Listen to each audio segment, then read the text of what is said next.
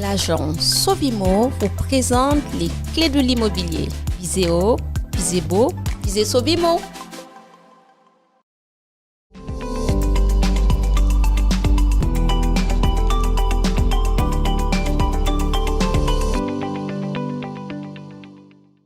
Bonjour à tous, j'espère que vous allez bien. Aujourd'hui, dans notre émission Les clés de l'immobilier, je reçois à nouveau Madame Noudré Alexandrina. Bonjour Alexandrina.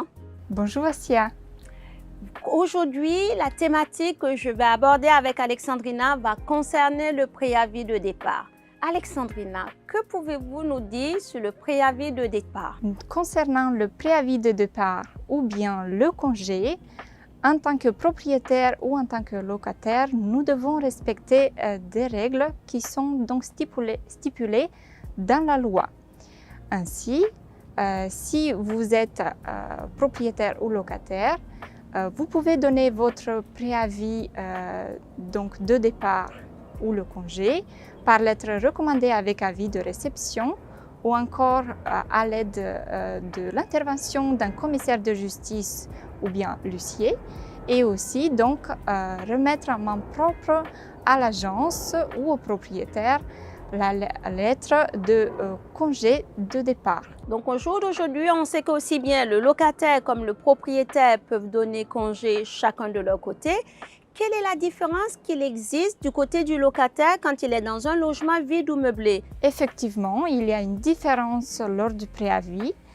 Un locataire donc, qui loue un appartement, par exemple un logement vide, doit respecter un préavis de 3 mois. Et en location meublée, le locataire doit obligatoirement donc, respecter le préavis d'1 mois avant l'état des lieux de sortie. Bien, est-ce qu'il y a des possibilités où dans le vide, le locataire peut ramener le délai de 3 mois à 1 mois? C'est dans quelles conditions? En effet, il y a des exceptions dans le cadre de la location vide. Et donc, le locataire peut partir avec 1 mois de préavis. Si par exemple, c'est concernant donc un problème de santé, donc il peut donner son préavis grâce à un certificat médical. Ensuite, il y a également une possibilité de donner son préavis si le locataire est dans la situation d'une mutation professionnelle, la perte d'emploi ou bien un nouvel emploi après donc, cette perte d'emploi. D'accord. Est-ce qu'on a le cas aussi où dans une zone tendue, le préavis peut être amené sur un délai d'1 mois? Absolument. Dans le cadre de la location donc vide, le locataire, si le logement est situé dans cette zone tendue, le locataire peut partir donc 1 mois avant l'état des lieux de sortie. Alexandrina, je vous remercie pour les précisions que vous nous avez apportées en ce qui concerne le préavis de départ du côté du locataire. Qu'en est-il du côté du propriétaire?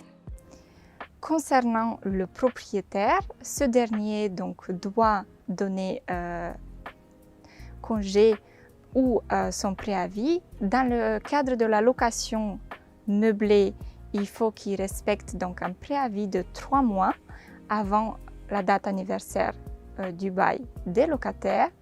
Et dans le cadre d'une location vide, il doit donc respecter 6 mois avant la date anniversaire du contrat de location. D'accord. Est-ce que dans le vide ou le meublé, lorsque le propriétaire décide de donner son congé pour vente, le locataire est-il prioritaire? Effectivement, au sujet de la location vide, le locataire est prioritaire pour acquérir le bien. Au contraire, pour la location meublée, nous n'avons pas cette possibilité.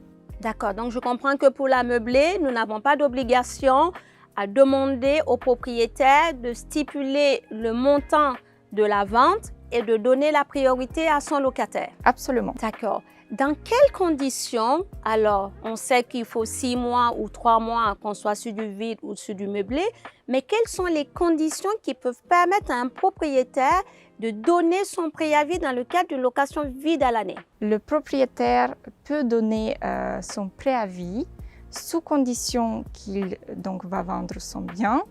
Également que des membres de la famille vont habiter dans ce logement, que ce soit le conjoint ou bien encore les ascendants ou les descendants, mais aussi lorsque le locataire ne respecte pas les conditions du bail. En ce qui concerne un locataire qui a plus de 65 ans, est-ce que le propriétaire peut quand même envoyer son préavis de départ? En effet, le propriétaire dans ce cadre-là peut envoyer son préavis de départ, son congé, s'il se trouve dans les mêmes conditions que son locataire. C'est-à-dire, pouvez-vous nous développer un peu plus ce côté?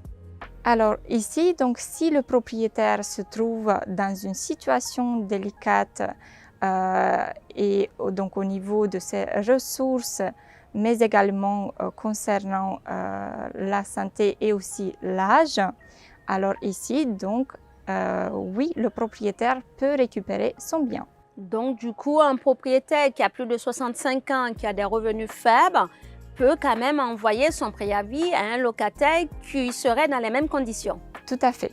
D'accord. Quelle autre possibilité avons-nous pour que le propriétaire récupère son bien avec un locataire de plus de 65 ans, en dehors de la similitude au niveau des ressources et de l'âge? Le propriétaire doit trouver un logement correspondant aux besoins du locataire dans ces conditions. Donc, on a pu voir avec vous que d'un côté ou de l'autre, qu'on soit locataire ou propriétaire, en fonction d'un certain nombre de points à prendre en compte, on peut donner son préavis des deux côtés.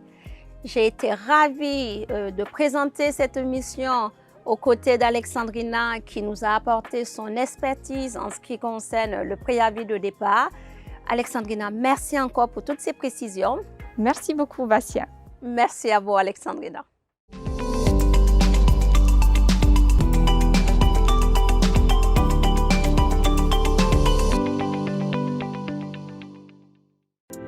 L'agence Sovimo vous présente les clés de l'immobilier. Visez haut, visez beau, visez Sovimo.